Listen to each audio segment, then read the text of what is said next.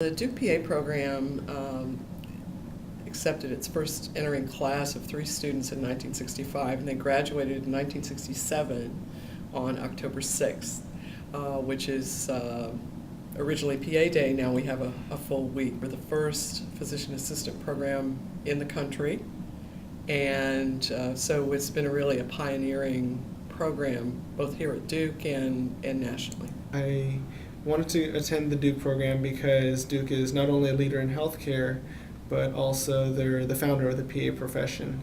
So I felt that it was important that with this background, I knew that I'd be getting the best education available. Our founding fathers, who were Dr. Gene Stead, who was the chairman of the Department of Medicine here at Duke for many years, and he was really one of the prime inventors of physician assistants, as well as Dr. Harvey Estes, who was the inaugural chair of the Department of Community and Family Medicine.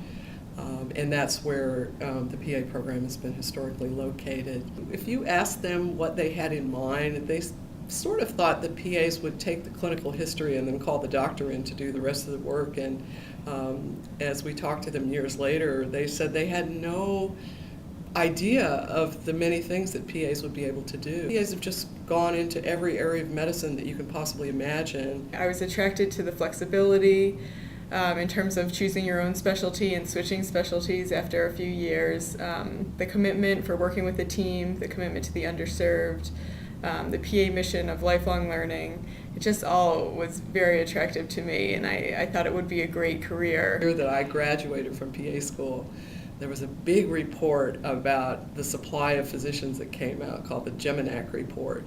And what that report said in 1981 was that we don't really need these PAs. We need to shut down all the programs, which was not very good news for someone who was about to graduate as a PA.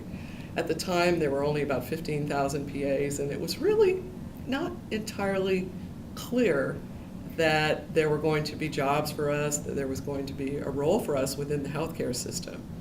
Now we have 80,000 PAs in the U.S., and our students have many, many opportunities. As we are confronting the possibility of healthcare reform, we know that we have more than 45 million people who don't have insurance and who probably are not accessing healthcare with the frequency that they would if they had insurance.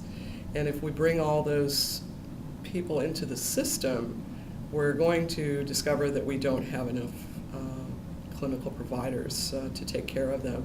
I did 2 months of primary care in Virginia, and I loved it. And so from surgery, I then was sort of thinking women's health, and now I'm definitely thinking I want to go into primary care. Very excited about that. I think there's such a need, and I'm really happy to fulfill that need. The surgery or surgical specialty is definitely an interest of mine.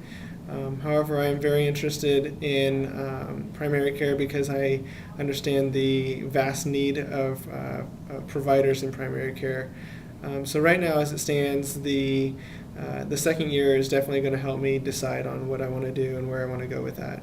There's going to be enough work for all of us in the healthcare system as we move increasingly to healthcare teams, where we're all working together with everyone working to their utmost capacity as appropriate, working together, creating synergies that improve the quality of care and access to care for patients. Dr. Harvey Estes says that the reason PAs were successful is because they were created to fulfill a societal need.